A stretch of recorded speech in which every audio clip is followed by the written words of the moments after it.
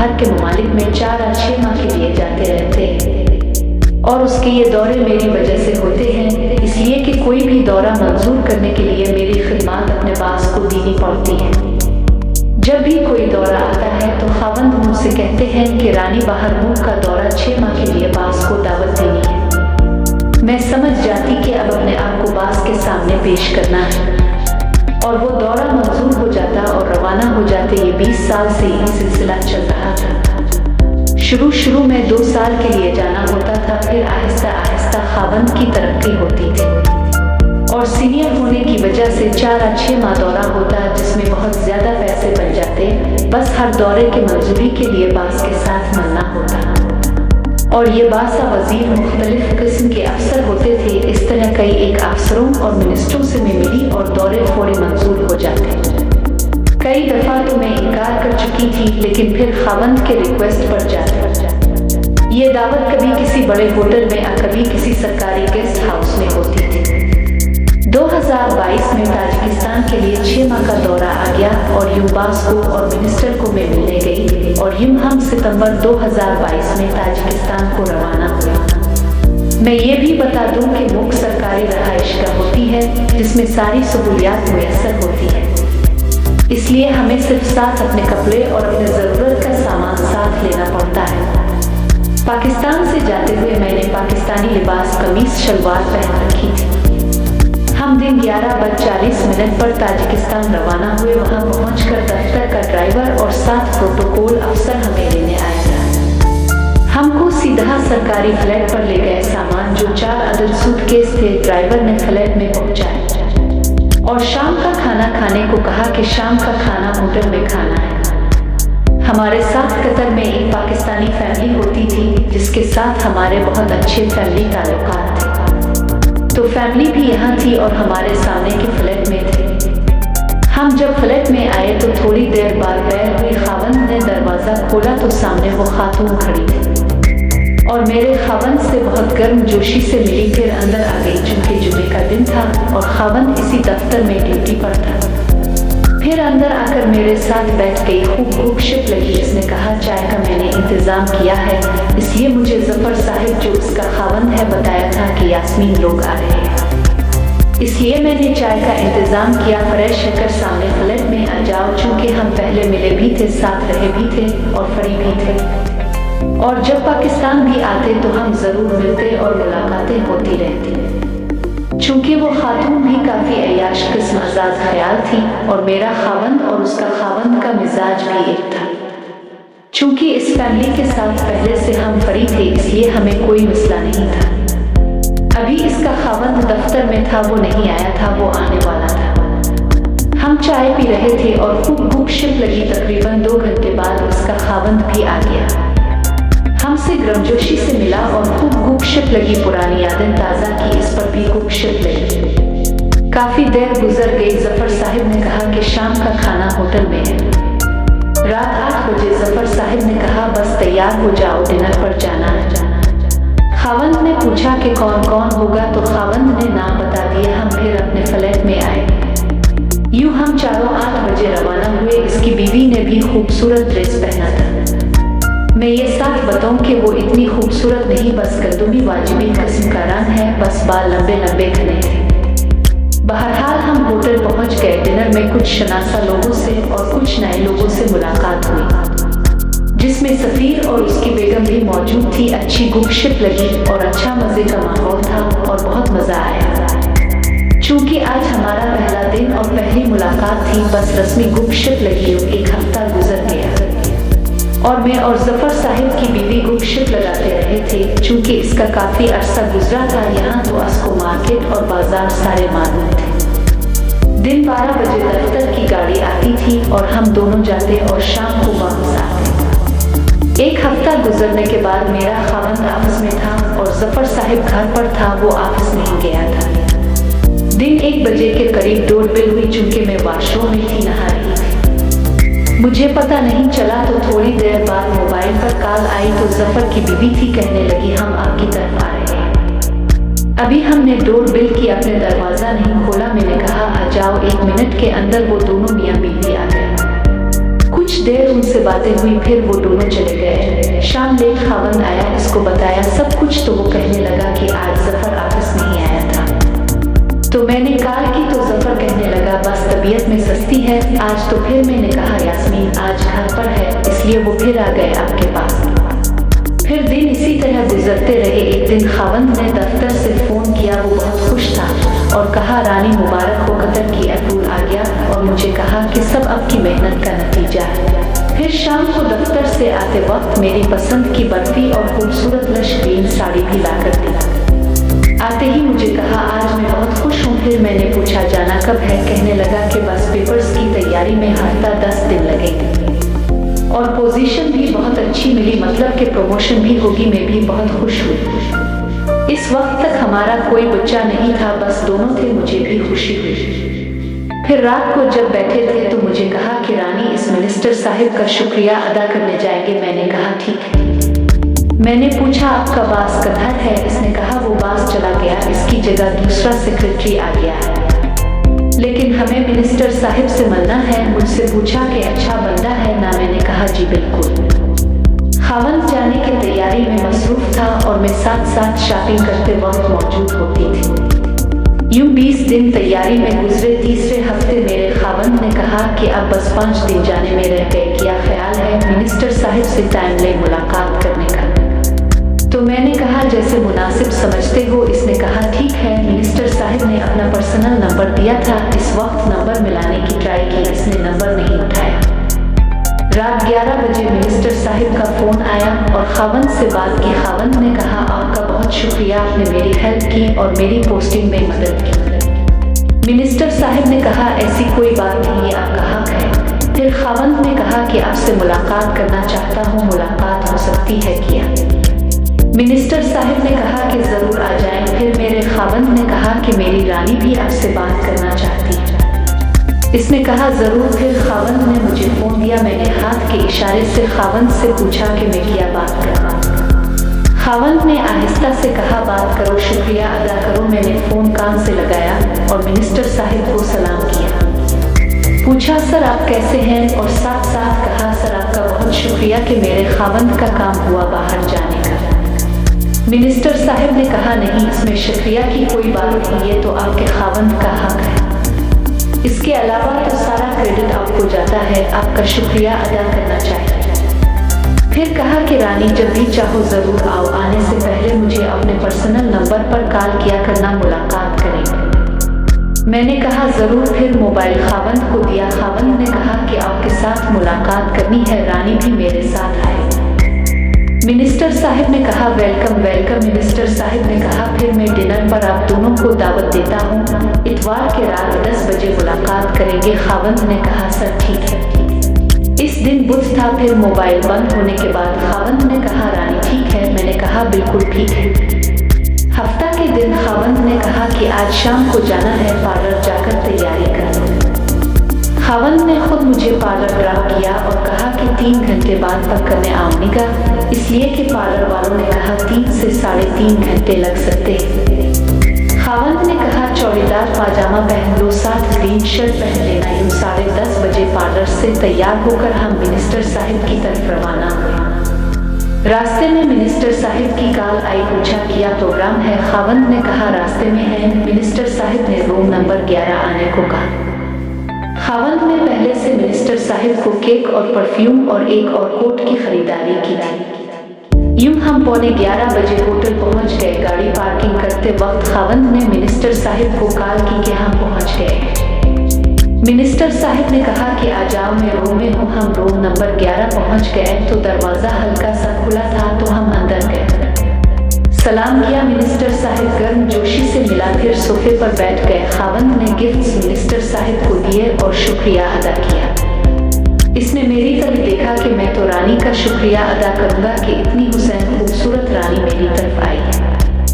मेरे खावंद ने कहा कि सर आप जब भी हुक्म देंगे रानी हाजिर होगी। मिनिस्टर साहिब ने एग्जैक्टली और थैंक्स बोला। कुछ फ्रूट पहले से टेबल पर पड़े थे। मिनिस्टर साहिब ने मुझे मुखातिब होकर कहा कि रानी आप ले लें, आप तो हमारी खास मेहमान हैं। फिर मेरी खूबसूरती और कपड़ों की तारीफ शुरू करने लगा और कहा मुझे ऐसा लिबास बहुत अच्छा लगता है। आध घंटे तक गुपशुप लगी। फिर खावंद उठ गए और कहा कि सर मेरा थोड़ा काम है, मैं थोड़ी देर में आता हूँ, आप लोग गुपशुप लगाएं। वो बाहर चला गया तो मिनिस्टर साहिब मेरे करीब आकर बैठ गया और कहने लगा आपके खावंद का शुक्रिया कि आप हमसे मिलने को आए। फिर मेरा खावंद आया और हमने मिनिस्टर साहिब से इजाज़त ली और सोने के लिए दूसरे रूम में चले गए। सुबह जिस वक्त हम खिली तो दिन के 11 बज चुके थे। मैं उठी, फ्रेश हुई, तब तक मिनिस्टर साहिब भी हमारे रूम में आ गए। फिर मिनिस्टर साहिब ने नाश्ते का ऑर्डर दिया और अपने 5 मोबाइल जो रात को बंद किए थे ऑन कर दिए। एक मोबाइल ऑन था जिस पर बार बार फोन आ रहा था, जो कि इसके घर से कॉल थे। नाश्ते के बाद जब हम जाने लगे तो मिनिस्टर साहिब ने मुझे कहा कि रानी मैंने कोई गिफ्ट नहीं दिया, इसलिए इसने 5000 दिए जो मैं नहीं लेना चाहती थी। इसने मुझे जोर से दिया और फिर भी मिलेंगे कहा। फिर खुदा हाफिज कहा और मेरे खावंद का शुक्रिया अदा किया और कहा जो भी काम हो जरूर कॉल किया करो। और यूं हम घर रवाना हुए। दूसरे हफ्ते खावंद कतर रवाना हो गया और मुझे कहा कि 2 माह के अंदर अंदर अब मेरे पास आओगी, बस अब तैयारी शुरू करो। फिर 1 माह और 20 दिन बाद मुझे बुलाया। जाते वक्त मैंने प्रेगनेंसी टेस्ट कराई तो पॉजिटिव थी, मतलब कि मैं मां बनने वाली थी। कोई 10 दिन ज्यादा हो गए। यूं मैं 1 माह 20 दिन के बाद कतर खावंद के पास रवाना हुई। यूं दिन हफ्तों और महीनों में बदलने लगे। पहले 2 माह बाद और फिर हर माह बाद डॉक्टर से चेकअप करने लगी। फिर खावंद ने कहा कि क्या डिलीवरी यहाँ करनी है या पाकिस्तान जाना है। बहरहाल फैसला यही हुआ और हमारे इंटरनेशनल अस्पताल में अल्लाह ने हमें प्यारी सी बच्ची अता की। हम दोनों बेइंतहा खुश थे। दिन गुजर रहे थे, हफ्ते महीनों और सालों में बदलने लगे। खावंद अक्सर औकात ऑफिस से लेट आता था। काम की जिम्मेदारी की वजह से इस दिन बहुत थका थका लग रहा था। मैंने पूछा क्या बात है, आज काफी थके लग रहे हो। कहने लगा कि रानी डिपोकेश की एक सीट है कतर के लिए, इसके लिए अप्लाई की है, दुआ करो कि कतर का एक काम हो जाए और पोजीशन भी बहुत अच्छी है। मैंने कहा अल्लाह खैर करेगा, परेशान ना हो। इसको मैंने चाय पिलाई और तसल्ली दी। दूसरे दिन 1 बजे खावंद ने फोन किया कि तैयार हो जाओ, मिनिस्टर से मिलने इसके ऑफिस जाएंगे। इस दिन मैं सुबह से घर की सफाई सुथराई में मसरूफ थी, इसलिए कि काम वाली खाला 1 हफ्ते से नहीं आ रही थी। इस दिन मेरा हाल बुरा था। बहरहाल खावंद का हुक्म था। खावंद ने कहा ड्राइवर लेने आ रहा है। मैंने पूछा कौन सा ड्रेस पहनना है, कहा जीन्स और शर्ट पहन। मैंने कहा ठीक है, बाकी घर का काम इसी तरह छोड़ दिया।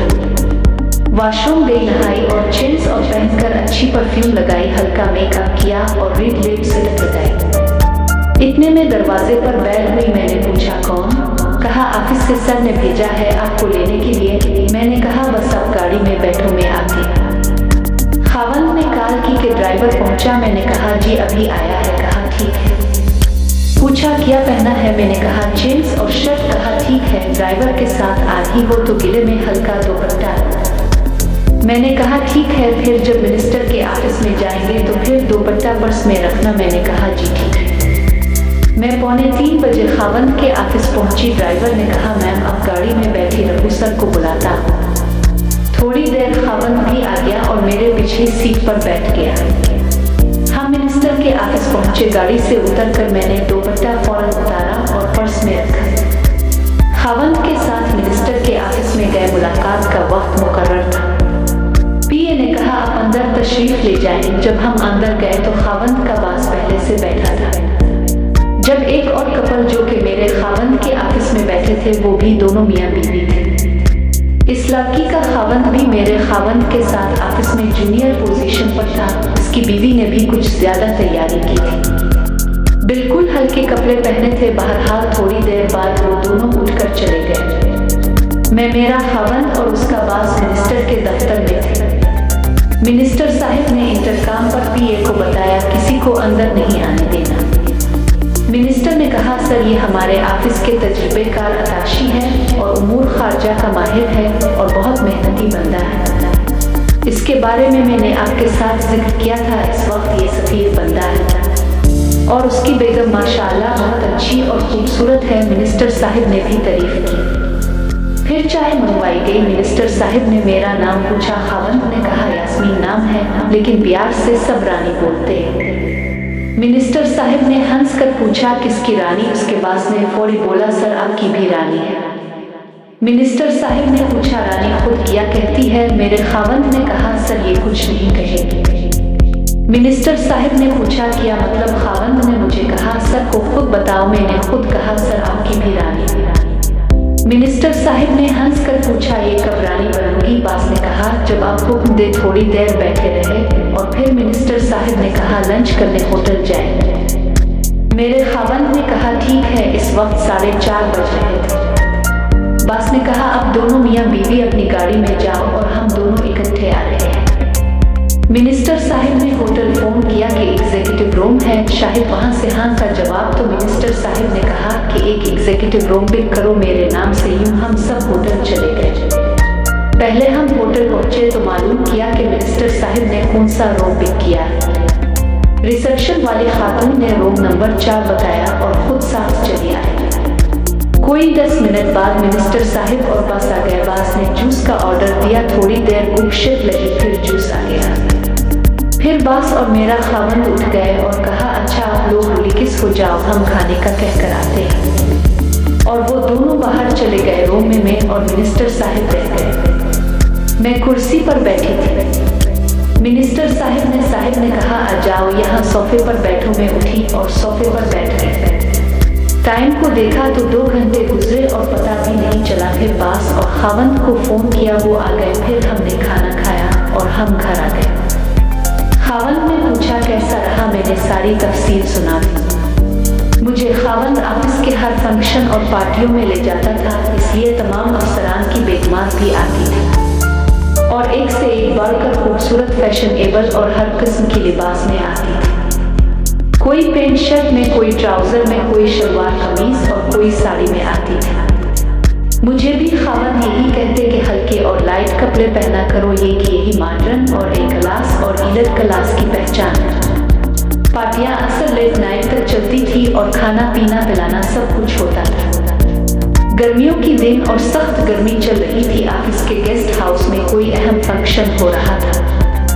2 दिन खावंद ने मुझे कहा कि फंक्शन में जाना है, खूब एडवांस और बहुत लाइट कपड़े पहनना, इसलिए कि इसमें बड़े बड़े ऑफिसरान हैं। मैं इस दिन पार्लर से तैयार होकर आई और इस तरह तैयार हुई जिस तरह खावंद ने कहा था। सब ख्वातीन एक दूसरे के पहनावे की तारीफें करती थी। बहुत सारी ने मेरे तारीफ भी की और दूसरे अफसरान